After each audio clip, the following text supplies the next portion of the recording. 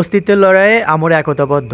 Diploma ছাত্র, শিক্ষক, পেশাজীবী অতীতেও যেমন একতাবদ্ধ ছিল, এখনও একতাবদ্ধ আছে এবং ভবিষ্যতে সকল বাধাকে উপেক্ষা করতে, বাধাকে ভেঙে দিতে একতাবদ্ধ থাকবে ইনশাআল্লাহ। আসসালামু আলাইকুম, this is Sajibul from Sajibul's blog. নিয়ে আসলাম আমার একটা নতুন ভিডিও। কেন্দ্রীয় নির্দেশনা মোতাবেক ডিপ্লোমা প্রকৌশলীদের অধিকার আদায়ের লক্ষ্যে সারা বাংলাদেশের ন্যায় আজকে পাবনা পলিটেকনিক ইনস্টিটিউট ব্লকেট কর্মসূচি পালন করে। উক্ত ব্লকেটে বা তার পরিপ্রেক্ষিতে আমরা পাবনা পলিটেকনিক ইনস্টিটিউট থেকে সকল শিক্ষার্থীগণ সুন্দর ও সাবলীনভাবে আমরা বাস টার্মিনাল অর্থাৎ পাবনা বাস টার্মিনালে অবস্থান করি। এখন কিছু লোক এসে বলবে, ভাই তোদের এত আন্দোলন আসে কই থেকে?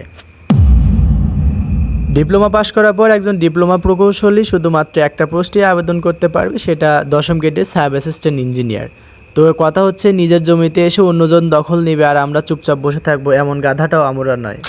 এবার কথা বলছি বিএসসি ইঞ্জিনিয়ারদের নিয়ে। ভাই, দেশের যত বড় বড় মেগা প্রজেক্ট, মেগা প্রকল্পর কাজগুলো করে দেশের বাইরের ইঞ্জিনিয়ার। তো তোমরা যদি এত উচ্চসারী মেধাবী স্টুডেন্ট হও, তাহলে তোমাদের থাকার কথা ছিল ওই সকল জায়গাতে।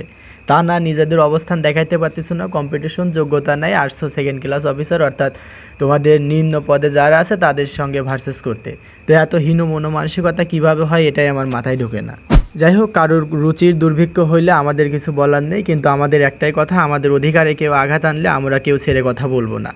সরকারের কাছে যেহেতু এটা নিয়ে অলরেডি সরকার কাজ করতেছে, তো তাদের কাছে একটাই আবেদন, একটা নিরপেক্ষ একটা তদন্তের ভিত্তিতে আমাদেরকে একটা সমাধান দেওয়া উচিত। আর আমাদের এটাও মাথায় আসে না, একটা মীমাংসিত ইস্যুকে নতুন করে আয়ত্তে এনে সামনে এনে দেশকে অস্থিতিশীল করার মানেটা কি আমাদের মাথায় আসে না।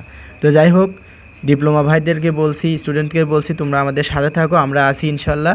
আর হ্যাঁ, সর্বশেষ একটাই কথা, অধিকার আদায়ের লক্ষ্যে আমরা অধিকার আদায়ে আমরা একতাবদ্ধ। তো যাই হোক, পরিশেষে একটাই কথা, অধিকার আদায়ের লক্ষ্যে আমরা একতাবদ্ধ। আমরা অলরেডি ভিডিওর শেষ পর্যায়ে চলে আসছি। সে পর্যন্ত সবাই ভালো থাকবেন, সুস্থ থাকবেন। আসসালামু আলাইকুম অ্যান্ড আল্লাহ হাফেজ।